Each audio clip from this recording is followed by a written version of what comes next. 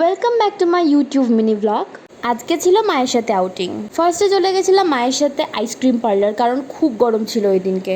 আমার আর মায়ের cold coffee প্রচণ্ড ফেভারিট, সো আমরা ওটাই খেলাম।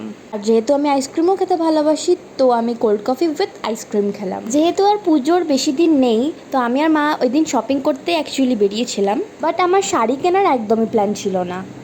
আমার শাড়ি পরতে বেশ ভালোই লাগে, আর যত দিন এগোচ্ছে শাড়ির প্রতি ভালোবাসাটা যেন দিন দিন বাড়তেই থাকছে। মোটামুটি সব রকম শাড়ি আমি পরেই ফেলেছি, শুধু একটাই ইচ্ছে ছিল এই বছর পুজোয় অর্গানজা পরবো। প্রায় অনেক দিন ধরেই ফেসবুক আর ইনস্টাগ্রাম পেজে আমি দেখেই রেখেছিলাম যে কেমন কি কিনবো।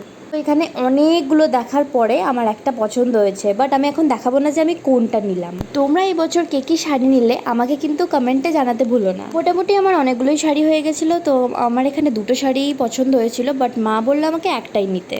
আর একটা শাড়ি জগদ্ধাত্রী পুজোয় নিয়ে নেবো। So thank you for watching.